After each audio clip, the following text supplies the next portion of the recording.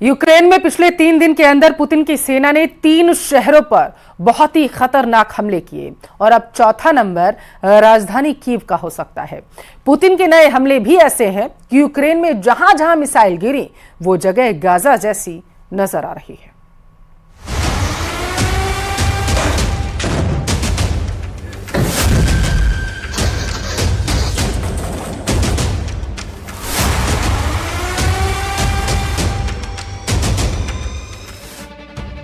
ये ना तो गजा है ना वेस्ट बैंक है, ना ही लेबनान का कोई गली मोहल्ला है।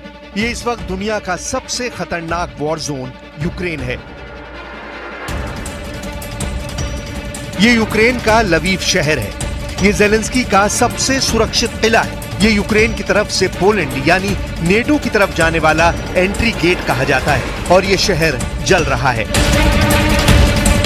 पुतिन ने 3 दिन के अंदर 3 बड़े हमले किए हैं। पहला हमला डोनेस्क के पास पोक्रस्क पर, दूसरा हमला खार्किव के पास पोल्टावा पर और तीसरा हमला पोलैंड के दरवाजे लवीव पर किया है।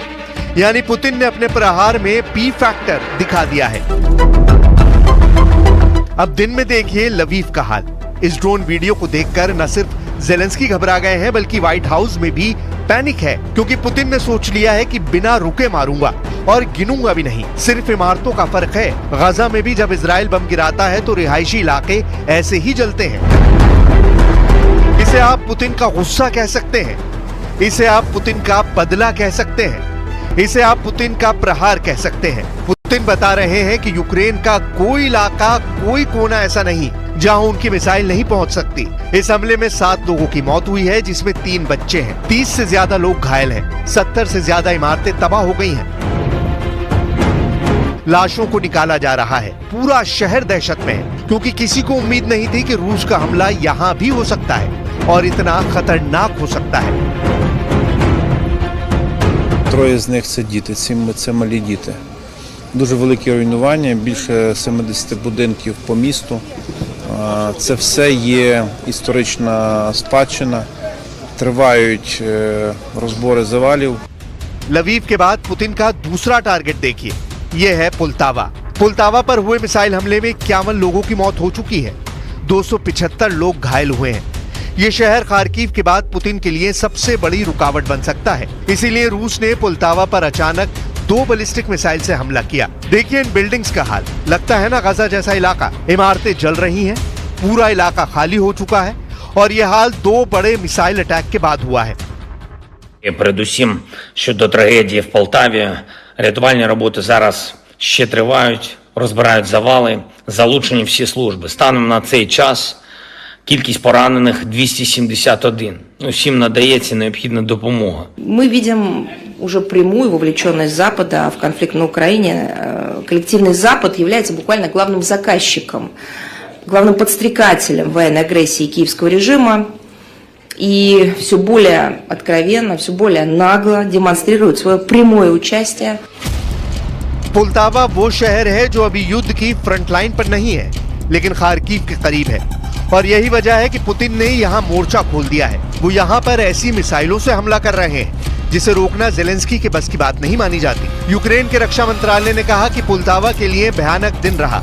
एयर रेड, सायरन और मिसाइल हमले के बीच में इतना कम वक्त मिला कि लोग बॉम्ब शेल्टर में जाने के दौरान भी घायल हो गए। ऐसे शहरों को टारगेट करने के लिए पुतिन अब अपनी खतरनाक short range ballistic missile Iskander का ज्यादा इस्तेमाल कर रहे हैं। 500 किलोमीटर रेंज वाली इस्कंदर मिसाइल जहां गिरती है वो 700 किलो वाले विस्फोटक से धमाका करती है। इस मिसाइल से यूक्रेन में सबसे ज्यादा हमले अंजाम दिए गए हैं।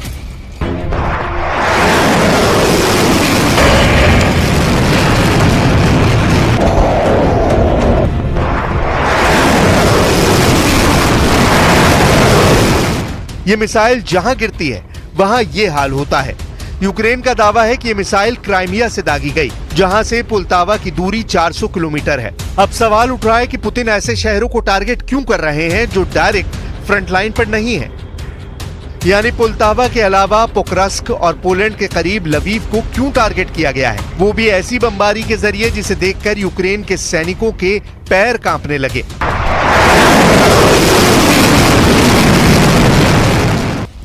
रूस अब छोटे शहरों पर बड़े हमले क्यों कर रहा है, तो इसका जवाब सारातोव में हुए अटैक से मिल सकता है। 26 अगस्त को यूक्रेन के ड्रोन ने रूस के सारातोव में एक बिल्डिंग पर हमला किया था।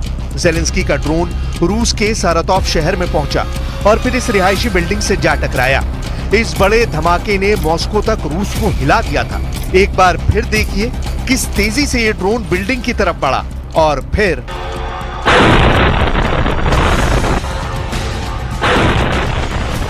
ऐसे ही धमाकों का जवाब पुतिन अब पोल्टावा, पोक्रोस्क और पोलैंड के करीब लवीव शहरों पर हमले से दे रहे हैं। पुतिन के गुस्से वाले मीटर की सुई लाल सिग्नल देने लगी।